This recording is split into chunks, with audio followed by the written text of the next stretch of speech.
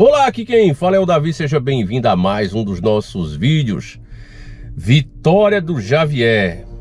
Pois é, meus irmãos, o que eu mais gostei de tudo isso foi ver a cara, né, de embuazedo da grande mídia, porque eles ficaram revoltados, inclusive o próprio Lula. Eu nunca vi você tão azedo, Lula é esse, meus irmãos, que embora eles não falem abertamente para você, tentou interferir diretamente nas eleições, como essa matéria da Cruzoé prova, certo? Dá uma olhadinha aqui, ó, matéria da Cruzoé, ó, chorei para você, ó. Como o empréstimo apoiado por Lula ajudou o peronismo da Argentina, né? O Lula falou aí com a Simone Tebet, né, que é a ministra do Planejamento, para liberar para os caras $1 bilhão. Depois, quando perguntasse, não, ele não ligou para mim não, mas de qualquer forma o resultado foi esse. Liberaram $1 bilhão para a Argentina, que está quebrada. Literalmente, os nossos irmãos argentinos, infelizmente, foram fazendo mais escolhas uma atrás da outra, e saíram do posto, né, de potência econômica até chegar nesse ponto. Terrível, porque é assim, meus irmãos, de onde você só tira e não coloca, uma hora, não importa quanto seja a sua riqueza, você vai cair.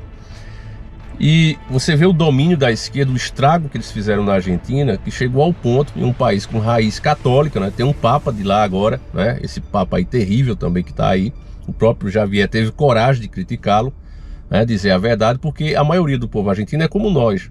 Você chega aqui para o Brasil e olha e diz, nossa, isso é tudo povo de esquerda. Não, a maioria do povo brasileiro não é de esquerda.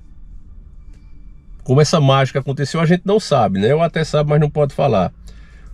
O fato é que não é só porque tem um governo de esquerda que aquele povo é de esquerda. Muitas coisas acontecem para que chegue a esse ponto. Uma dessas é essa, né? $1 bilhão aprovado para os caras, mesmo eles quebrados.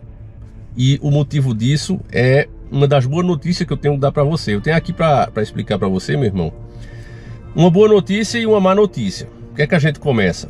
Bom, se eu pudesse ouvir sua voz, eu diria que você quer logo a boa notícia. Vamos lá. A boa notícia é que essa vitória do Javier, ela é uma porrada muito grande no plano da USAL, né? Ficou conhecido assim, que é o da Pátria Grande. Eu estou falando disso desde a década de 90. O Foro São Paulo é a maior organização política que já existiu no continente latino-americano. Eu acho que mesmo nos Estados Unidos há uma organização que reúne 200 partidos políticos e mais quadrilhas de narcotraficantes, sequestradores, etc, etc. É um negócio monstruoso. E eu estou levantando esse problema desde a década de 90, para jornalistas e para um público de militares. Um partido socialista no poder, porque a função do PT no poder era fornecer dinheiro para o movimento comunista no restante da América Latina. Eu já dizia isso desde a década de 90, por análise que eu fiz, estava muito claro que o negócio seria esse. Uma pátria grande totalmente socialista, totalmente comunista. É isso que eles querem fazer. Então, o Paraguai não vai entrar nessa. A Argentina agora não vai entrar nessa. E ele deixou bem claro, né, que o Lula era um corrupto e que não ia nem sequer se sentar com ele. Ele disse, olha, os negócios que tem que manter serão mantidos. Agora, eu não me sento com comunista, eu não me sento com corrupto. Disse na cara dura. E por isso é que tinha esse desespero todo da esquerda para não querer que ele vencesse. Lula, tu poderias comunista. Un comunista. Y un gran corrupto, ¿no? Obvio, por eso estuvo preso. ¿Tú te reunirías con Lula de No. jefe de Estado a jefe de Estado? No.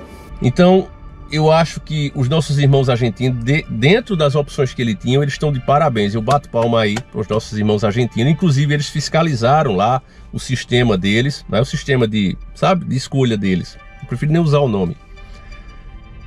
Tinha uma denúncia, a imprensa também aqui ficou passando pano, mas eu assisti a própria mídia lá regional, então eu vi, né, os argentinos reclamando que iam votar, que lá é na cédula, e chegava, não tinha a cédula do candidato que eles queriam. Aí as autoridades se explicaram, disseram que eram pessoas, inclusive um rapaz, se eu não me engano, de 16 anos, ou era 18, foi preso, porque ele tinha pegado as cédulas todas do outro candidato.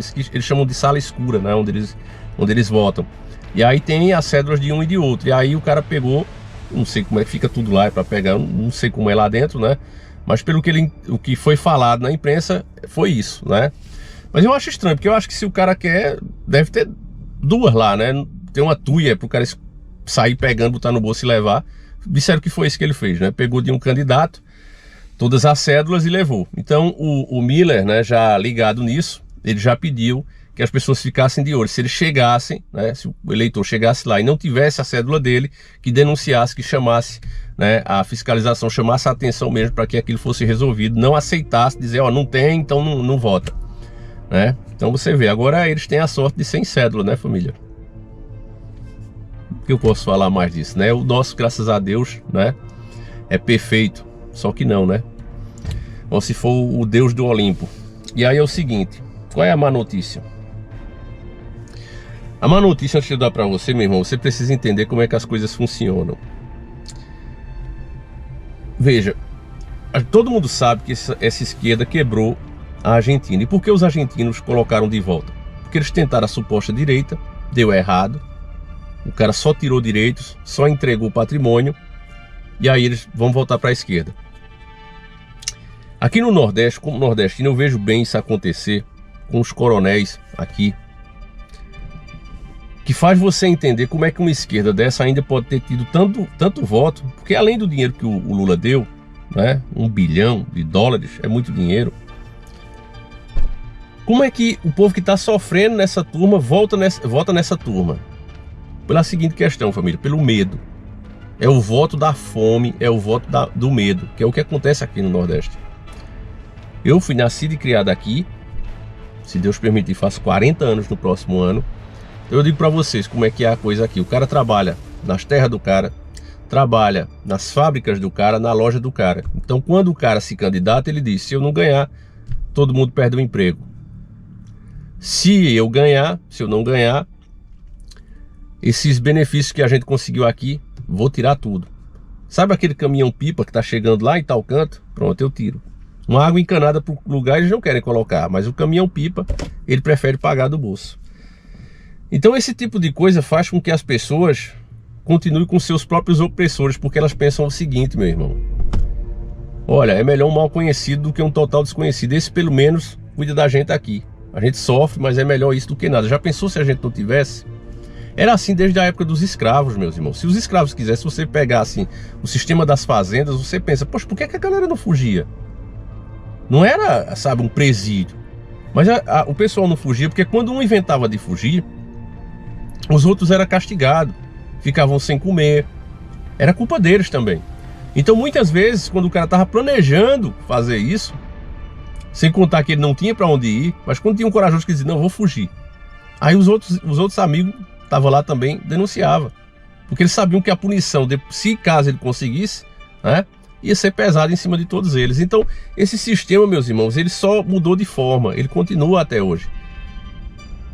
Quando você vê, né, uma esquerda, como lá no caso da Argentina, ainda com tanta força, né, se não me engano a diferença de voto foi de 3 milhões. Era para ser de muito mais. E por que foi só disso? Porque as pessoas têm medo. 40%, segundo a própria imprensa da Argentina, hoje vive na pobreza. 40% da sua população de um país que já foi potência. Então veja como a situação é grave.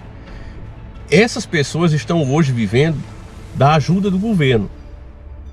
Então esses que estão vivendo da ajuda do governo tiveram muito medo da mudança. Porque eles dizem, se mudar para pior. E se esses benefícios que a gente tem, inclusive eles detonaram esse massa, olha, se ele ganhar ele vai tirar. É como aqui, meu irmão. Institucional. Venimos a presentar las principales medidas, pero el resto lo podrán recibir en sus emails institucionales. A partir del día de hoy van a tener que estar abonando cada una de las materias que vayan a cursar en esta facultad. El gobierno les va a estar ofreciendo unos vouchers equivalentes alrededor de 30.000 pesos. Solo por hoy, las materias de tronco común a 10.000 pesitos, las de tesis e investigación 20.000 y las de laboratorio una ganga 30.000 sin materiales. Aprovechen porque con esta inflación se va todo. En el caso en el que ustedes no puedan abonar lo que se solicita para cada una de las cursadas, van a poder dirigirse a una nueva oficina que tenemos en el pabellón 2, la oficina de comercio biológico, donde van a poder estar ofreciendo algunos de sus órganos a cambio de financiación. Están pagando muy bien las córneas, me dijeron, pero si ustedes siguen queriendo ver algo, bueno, pues riñones, pulmones o cualquier órgano que venga de a dos es bien recibido. Esses programas que você vê o governo dar dinheiro, na verdade ele é o voto de cabresto. E infelizmente aqui no Brasil, como você viu, os dois lados usam isso. É terrível a situação. Aí é onde vem a notícia ruim, certo? Agora que você entende. Os planos do Javier, ele não tem nada a ver com isso aqui, ó.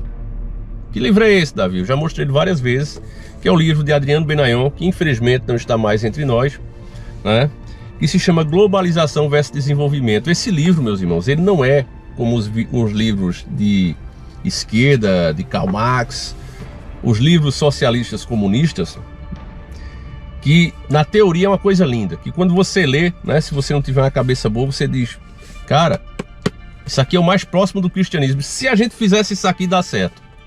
Esse livro é totalmente diferente, de viagens loucas que só poderiam existir na cabeça de quem puxou um baseado. Esse livro aqui, ele faz uma análise de todas as principais economias do mundo, dos maiores impérios do mundo, por que se tornaram império e por que deixaram de ser. É uma análise pela história. Eu não sei como é que o cara conseguiu, ele fez mágica aqui. De fato era um gênio, cara. Ele fez mágica, resumindo a história do mundo todinho, um livro que nem é tão grosso assim. Então quando você lê esse livro, você entende, isso aqui não é uma proposta, olha, se eu ganhar, se eu virar candidato, não é uma proposta de governo, é uma análise da nossa própria história. Você vê um monte de intelectual aí, ninguém gosta desse livro, ninguém recomenda, né? Porque acaba com as falácias. Porque aqui tem dados que podem ser conferidos por qualquer um.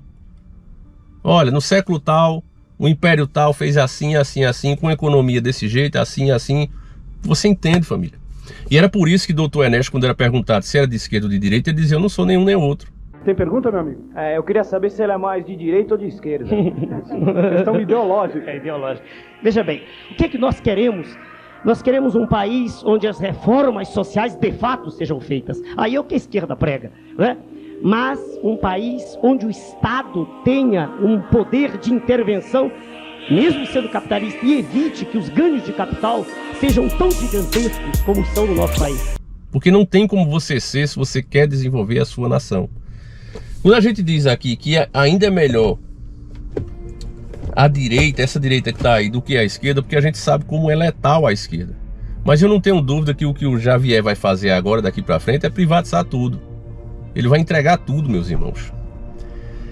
E aí você procura nesse livro qual império, nação ficou forte, virou uma nação forte, entregando o seu patrimônio, entregando serviços essenciais. Você procure aqui, procure na história e você vai ver que nenhum. O pessoal gosta de falar que os Estados Unidos é uma economia livre. Aí você pode ir para lá agora, abrir o seu produto. Vai colocar o quê? Um refrigerante? Só que ele vai ser taxado. Tu pode vender lá, competir com as empresas de lá. Só que o teu vai ser mais caro, porque o governo vai cobrar uma taxa em cima de tu. Fizeram isso com o nosso aço, fizeram isso com todos os produtos que a gente manda para lá. Então é assim E aí eu pergunto, é de esquerda o governo? Agora é, né? Mas quem fez isso foi o Donald Trump. Era de esquerda o governo? Não era, né? Tudo isso, meus irmãos, uma nação forte ela tem que fazer. E se você quiser ficar classificando entre esquerdas e direitas, você nunca vai compreender. Porque para fazer um bom governo é preciso, de fato, você tomar medidas dentro de um equilíbrio. E hoje com a polarização, ninguém quer fazer, ninguém faz. Então é terrível a situação de maneira geral, mas a gente tem que dar os parabéns ao povo argentino, porque pode parecer uma decisão, né, interna de um país, mas o fato de eles não terem permitido que a esquerda continuasse para lá, tá, vai ser aí um grande calo no sapato aí desses globalistas que queriam fazer aqui a pátria grande pelos lados de cá. Então, a tal da Ursal levou um golpe forte, aí levou uma porrada mesmo no estômago e tá aí tentando puxar o fôlego de novo. Eles não sabem onde botam a cara, porque foi gasto muito dinheiro, né, na campanha do outro, foi derrotado miseravelmente e agora esse plano vai ter que esperar pelo menos mais alguns anos. Pelas conversas que eu vi já sobre o Miller, ele não é aquele cara que vai segurar tudo que disse. Inclusive, durante a campanha, ele já tinha falado que ia privatizar tudo, até a saúde, ia permitir comercialização de órgãos. Então, por aí você vê, né, meu irmão? Ele falou isso, né? Aí, durante a campanha, viu que aquilo ali não estava muito bom para ganhar mais, que ele estava atrás nas pesquisas. Inclusive, perdeu no primeiro turno, né? Segundo a mídia. Então, ele mudou essa parte. Não, tudo também não, alguns essenciais eu vou manter, isso aqui eu vou manter, e aí conseguiu recuperar-se e passasse o outro. Isso para mim já mostra, né, que o cara não é muita ponta firme, porque se o cara passou esse tempo todo dizendo que ia fazer, mas na hora para conseguir os votos já disse que não, então você vê que não vai ser tão como ele prometeu. E outra, né, a gente sabe que a esquerda é canalha, ela não desiste nunca. E já estão aí, eu inclusive vi alguns políticos lá falando isso, que não vai ser o governo com o começo mais difícil da história da Argentina, porque segundo eles ele não tem o jogo de cintura que deveria ter para ser um presidente, né? Ele é um cara que já entrou na tora, então ele vai ter muita dificuldade aí para conseguir apoio, né, lá dentro do Congresso, porque afinal de contas ninguém governa sozinho. Então, se eu pudesse dar algum conselho aos nossos irmãos argentinos, que eu sei que alguns me assistem, é que vocês têm que estar prontos para apoiar, né? Já elegeram, mas nesse caso não pode descansar. Ah, a gente elegeu, vamos descansar. Não. Vocês vão ter que ficar em cima, cobrar inclusive esse candidato, o Javier, e apoiar nas coisas que forem boas, que forem benéficas para o país. Porque se achar, não, a gente já votou, agora vamos descansar, se não tiver a pressão popular, ele não vai conseguir aprovar nada. A verdade é essa, porque a esquerda, ela age de todas as formas possíveis. Tá certo, meus irmãos? Então é isso. Eu espero que eu tenha passado aqui de maneira prática, né, a informação. Peço que você me siga lá no Insta. Eu estou mostrando muita coisa, inclusive particular aqui do canal, minha, tá certo? Então vale a pena você seguir lá no Insta. E tem análise de filme lá no canal 1, inclusive um filme que mostrava o fim do mundo, meus irmãos, com Brad Pitt e... eita, aquele que tá com problema de Alzheimer, Bruce Willis. Certo? A última análise que a gente fez lá de um filme apocalíptico lá no canal 1. Vou deixar o link aí, tá certo? E o nosso Instagram é isso aí que você tá vendo. Fique com Deus, meus irmãos. Um abraço e fui.